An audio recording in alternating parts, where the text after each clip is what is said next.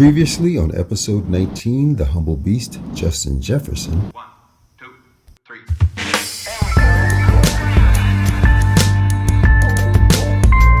I flew into Minneapolis to see a Vikings home game at US Bank Stadium against the Indianapolis Colts, which I didn't really show you in episode 19, but I will in this episode. And before even settling in, I went to Manny's Steakhouse for dinner at the W, where as usual, I met a couple of people. So I just had the mac and cheese, and they're having the mac and cheese also. And after dinner, I went right next door to the lounge and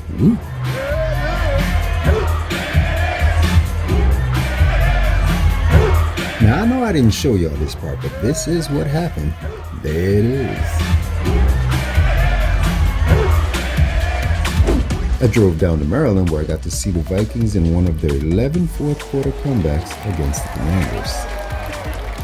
And I shared with you how in 2022 I became such a huge fan of Justin Jefferson.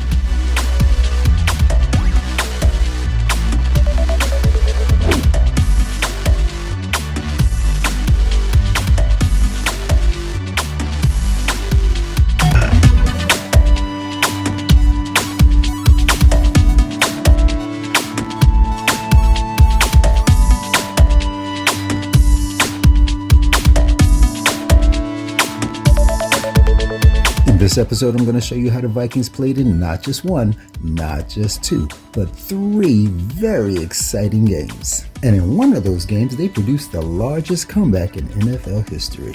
And then I'll show you why I believe just one play changed the course of their fate. And I'll share with you just a few reasons why Justin Jefferson was the number one wide receiver in the NFL in 2022.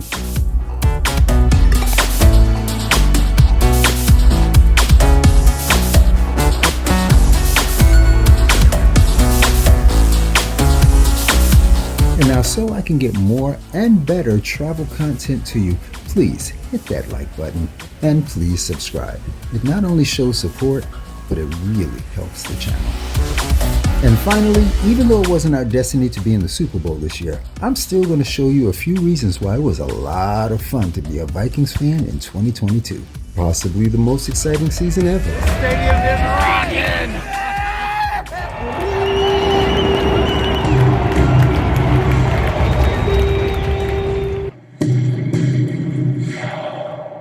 In the last video, I shared with you how Justin Jefferson got my attention and how he worked so hard to become that dude. What dude? The one the defensive coordinators had to design their strategy around. I mean, even when they lost to the Packers, Aaron Rodgers admitted that they had to double team him in order to contain him. I know he wanted that matchup with Justin Jefferson. Look, when they talk the talk, you gotta back it up. So I'm proud of 2-3. I mean, he's a great player, great guy. 18 for them is a stud, absolute stud. There wasn't one-on-one all game, I can promise you that, because that guy's too damn talented. But what you don't know is, I'm usually not the guy that pays attention to the lives of stars, which is why it took me so long to notice this one.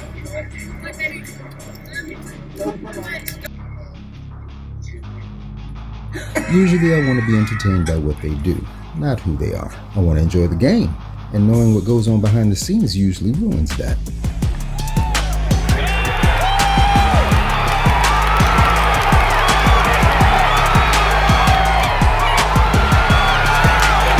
But in this case, it was evident that what went on behind the scenes was worth noting, because this brother comes from good stock. I mean, I would watch him be that beast on the field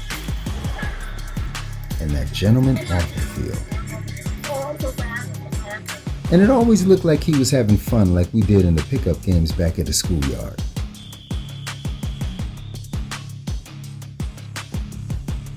Even when it seems that Justin Jefferson is covered, he ain't really covered. Now you already know I don't throw hate, but other receivers just can't do what he do.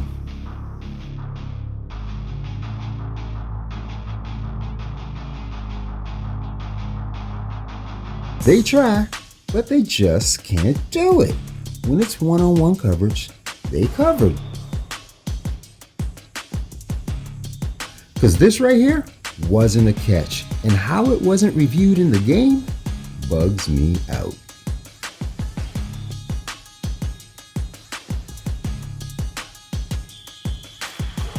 ball all on the ground and whatnot. It just ain't right. But in a little bit, I'm going to show you what an amazing catch really looks like. And maybe that'll solidify why I believe Justin Jefferson should win the MVP.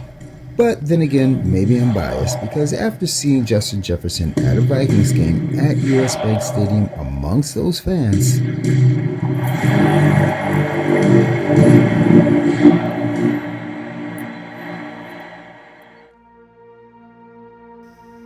so here we are, just before you are about to make history again. Almost at the end of what has been a most amazing ride in spectacular form. We have arrived at this time together, our hearts pounding as they have done 11 times before, as we wait in anticipation, hoping for another miracle. We should be happy with what you've already given us. Instead, we crave more. We should be happy with what you've already done to thrill us, to satisfy our thirst for excitement. Instead, we crave more. And so, as we come to your house, underdogs, we come with high expectations. Because with everything you've been through, everything we've seen, we believe this is your time, and we are right here with you.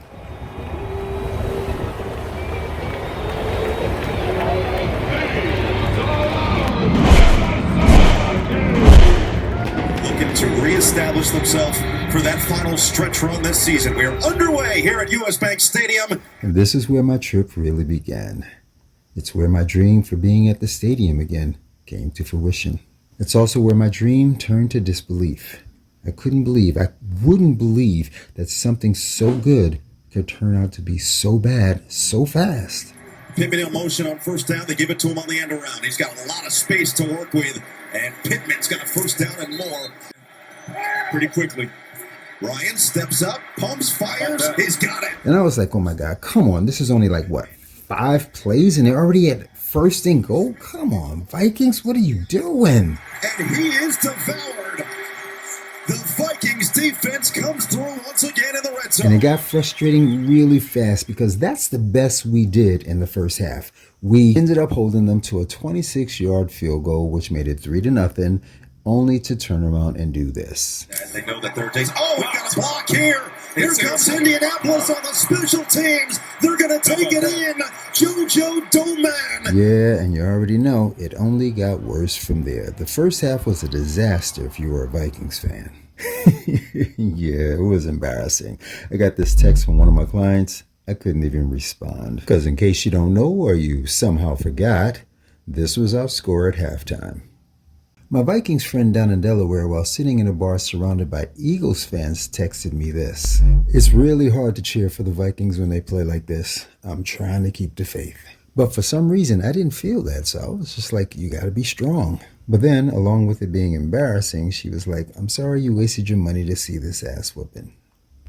But as bad as it was looking for us, I still hadn't lost hope that we could somehow turn it around. And I think it was because only about a month earlier, the Vikings went to Buffalo and made the seemingly impossible happen there. And since you're still watching, chances are you've already heard about the Vikings-Bills game, which is considered to be one of the greatest NFL games ever. But if you haven't, no shade, I do understand. Everybody's not into football like that. However, since you're still here, you should hold on, because you're about to go for a ride.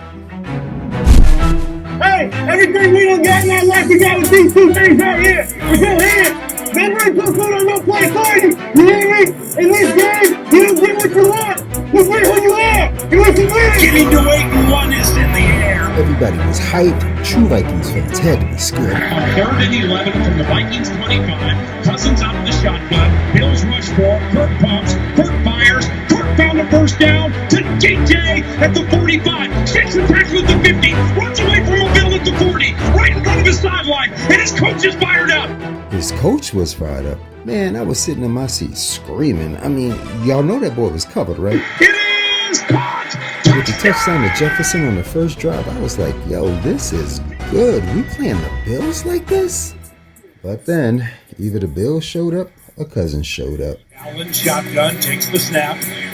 He's going to throw to the left, throw to the end zone. And just like that, we were either falling apart or they were picking us apart. Either way, I wasn't happy. But all of a sudden, somewhere around the end of the third quarter, the Vikings found a rhythm. Handoff Dalvin, moving to the left side. He scoots by a Bill at the 25. To the 30. And it's loose. Dalvin Cook, 30. Didn't know what was yet to come, but oh, that felt good. Here we go. Allen on 4th and 2. Keeps it alive. Josh Allen into the end zone. It's caught by Peterson. Get up there, Patrick. The veteran down the sideline and back to the 34. 13th play of the drive for the Vikings. Feeling in motion. Here's Ham, the fullback. Touchdown, Vikings. And just like that, it's like, yo, we could do this. C.J. Ham with his first rushing touchdown in 5 years. And it's hard to explain the energy, the anticipation, the heart palpitations. If y'all ain't see this, y'all missed it. Because in this game, I didn't have that confidence yet. I could feel my heart in my chest. And then there was this. It was 4th down. We're on Buffalo's 27-yard line. We need 18 yards for a first down with only 2 minutes left. So if we don't get it, that's the game. He wants Jefferson. Comes under. Oh my goodness! Justin Jefferson put it in. The catch of his life. Keeps the Vikings hopes alive. Are you kidding me with that catch, JJ? That is the best catch I have ever seen in my life. Because if you look at it, Skip, if he doesn't make this catch, it's over. The game's over. He always said growing up he was going to be the best one out of the three of us, and it's looking pretty close right now. I'm not done it yet, but he's got us right now. I can honestly say it. I'm super proud. Justin Jefferson came here to play all day long. He has just been fired up. He's such a special, special player. Get in the end zone and beat these guys. Oh, it was looking good. And in case you don't remember, it was this play to JJ that got us down there, and then this play that came up short of the end zone. It's caught! Is it a touchdown? See what's down. The Vikings need 1 inch. And then it was just left up to Cousins. Come on, Kirk Cousins. Quarterback sneak less than a half a yard. That's all we needed. No, he didn't get in. How do you not get in? And for you Vikings people, don't say it. But now what this means is it's Bills ball, first down on something like the half-yard line. Here it is. First down from the goal stripe for the Bills. Josh Allen puts Gabe Davis in motion, and Davis is behind Allen, and he tried to push him. He didn't get out. And I couldn't believe it. He dropped the ball. Did y'all not see? This is that divine intervention I'm talking about.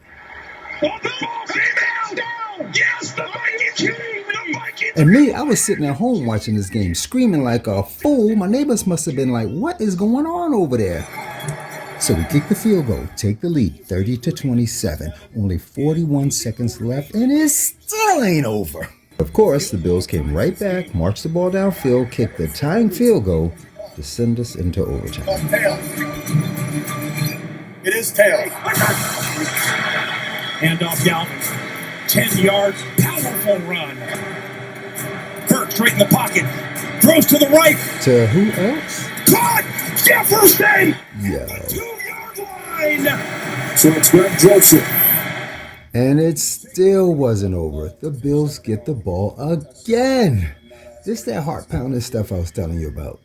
But just when I was about to say, oh no. Pass to the end zone. Yes! Intercepted by Patrick Peterson!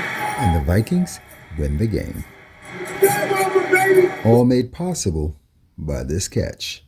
The one that was impossible till it wasn't. This is the reason why it's considered one of the greatest games and one of the reasons why the Vikings fans have had the most exciting ride. There's a lot of games out in front of this team where we're going to rely on these moments to help us. I'm so dang proud of this team. I love this team, the way they battled. I couldn't even answer that question for you. God, honestly. Putting my hand in the right position, Kirk giving me an attempt to go up and make a play for the team. But I guess our little strengthening the hand workouts kind of worked out. And this, my people, this is why I didn't give up on the Vikings when they were down 33-0. I mean, there was no logic to it, but somehow it just didn't feel like we were going to lose this game. Cousins letting it develop and fires a strike. Gets it right to Jefferson. Now, we're 5 minutes into the third quarter, and Jefferson's catch here is only the 4th first down. But it might have been what was needed for a different outcome. Open, J.J. Osborne in stride. Osborne on his feet, inside the 10. First and goal, Vikings.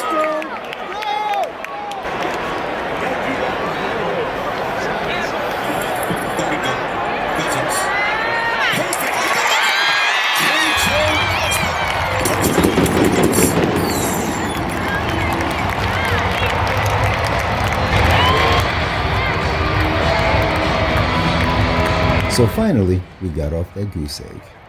He's already made 4 of them today, from 26, 28, 49, and 27. And now, from 52 yards out. We're going to start on the ground. There you go. Dalvin Cook, still going. And Cook is down across the 40. Play action for Cousins. Wide open, Justin Jefferson. Justin Jefferson. And now he might be starting to find his rhythm lock in a little bit as he gets through Gilmore.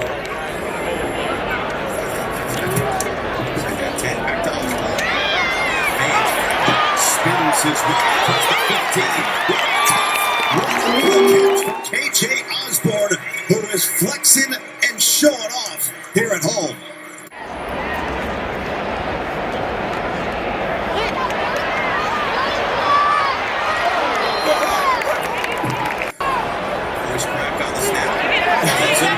Doesn't matter over the middle. First down. First down.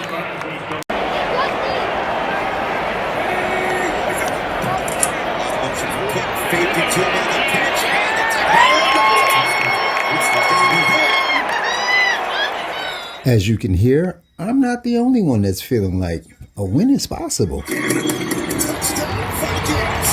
can't see it. It's possible.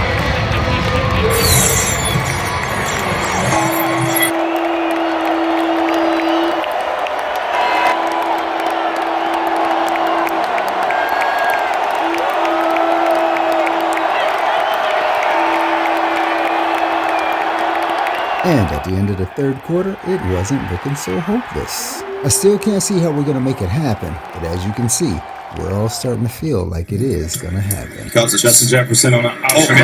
Always Jefferson. First down. Nice. And a flag. And I'm talking a little trash. Play action to Cook.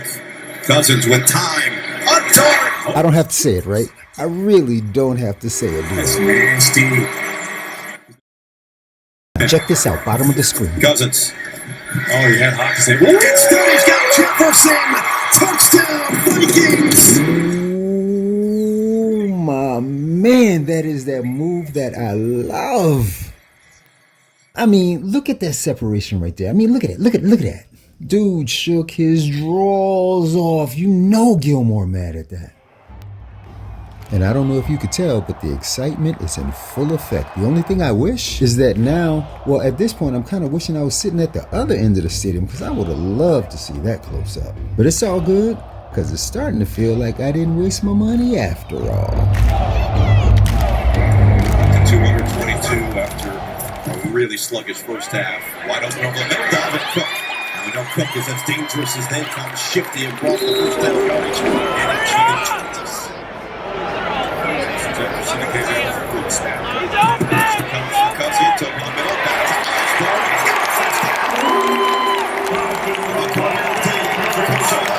Hurry up!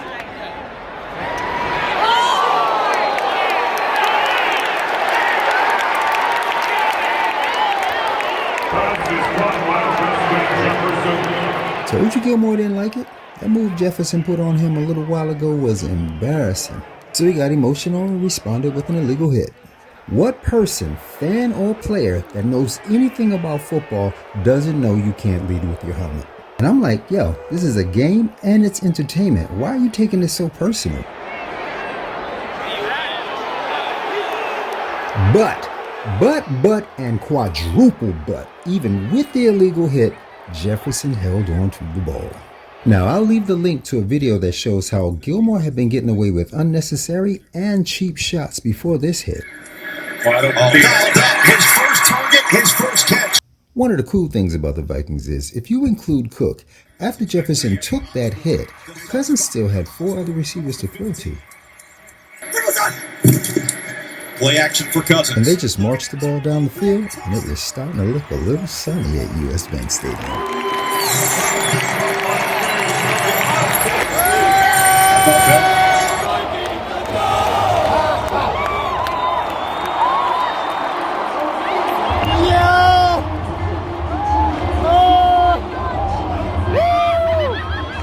Vikings looking for an incredible comeback to win the NFC North.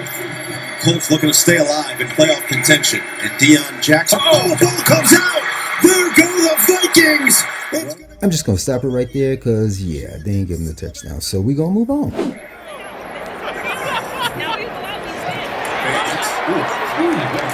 Justin Jefferson. Yellow fade route because that's what I thought it was, and I know Stephon Gilmore thought the same thing. Jefferson shook him again. Stephon Gilmore was having a rough day. And this is why other teams have been double and triple teaming this boy, because one dude can't stick with him. But again, even when the Packers beat the Vikings, Aaron Rodgers admitted, 18 for them is a stud, absolute stud. There wasn't one-on-one all game, I can promise you that, because that guy's too damn talented.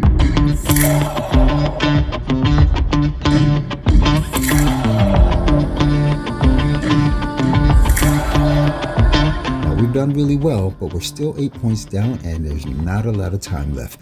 Cousins gets the ball out to Cook, and oh my goodness. Dalvin Cook is going to be caught up with blockers inside the 5.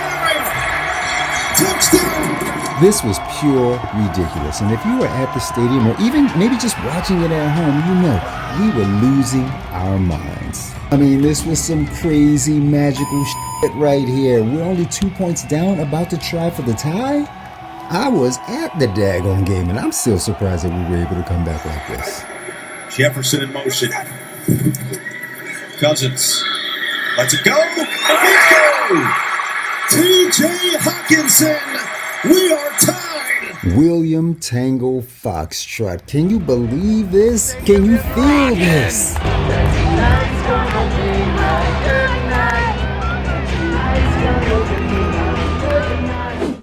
Try. And you're going to have to try hard because it is probably impossible to imagine what it was like to be in the stadium at that time.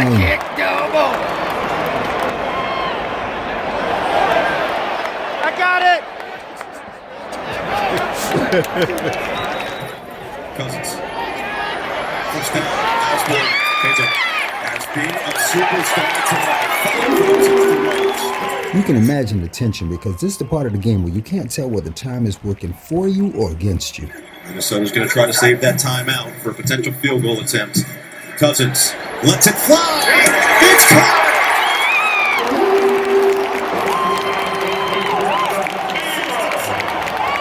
So it's 2nd and 10 with 20 seconds left. And if we have any chance at all of getting a field goal, we need the yardage. So what does KOC do? He calls the wide receiver screen to Jefferson. Jefferson late on Justin Jefferson, which is strategy. 8 seconds left. Getting there. Flag comes down. That flag just moved us a lot closer, which should have made it a lot easier for our field goal attempt. But growing up in a time where field goals were basically a sure thing, I wasn't comfortable because it's not been the case for the Vikings. Greg Joseph for the NFC North. And the kick.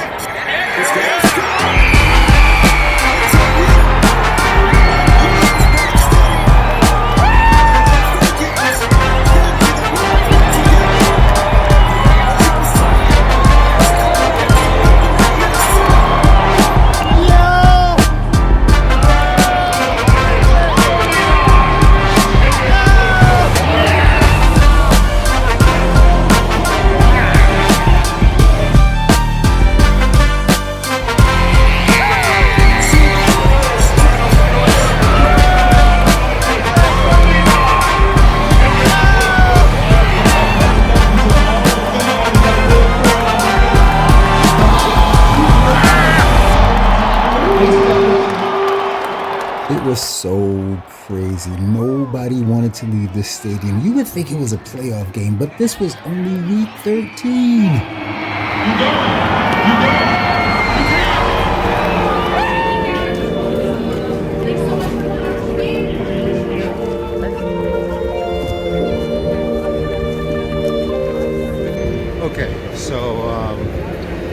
it should be confirmed, or I think it's easy to say, but it definitely was a game worth coming to.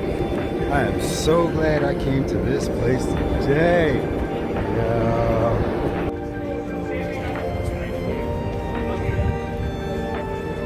This is definitely one of those moments that I will not forget. Just a second ago, can't even lie, just a second ago, I just thought, damn, this would have been great if Milano was in the place. So as always, I want to thank you guys for watching. I hope you were able to understand my perspective on the Vikings' exciting 2022 season. A journey that didn't end at the Super Bowl, but for 13 out of 18 weeks, the ride was more than satisfying. It was a ride that showcased the newcomer Hawkinson, Osborne, and of course my hope for MVP, Justin Jefferson. But leave a comment, let me know what you think. Should Justin Jefferson get the MVP? And it doesn't take much for you, but it would help this channel a heck of a lot if you would hit that subscribe button.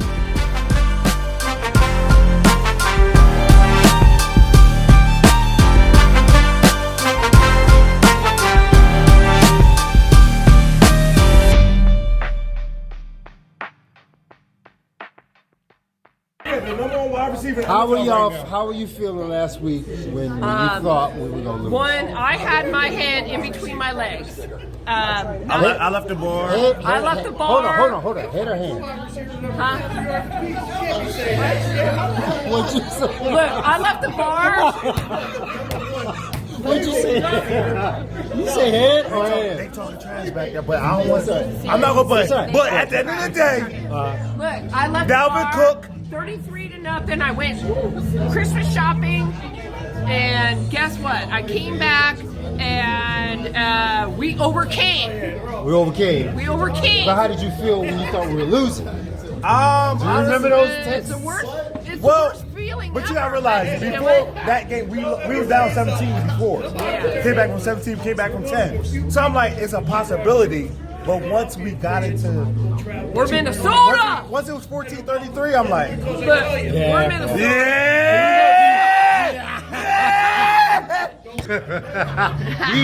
Hold up. Whoa. What I say?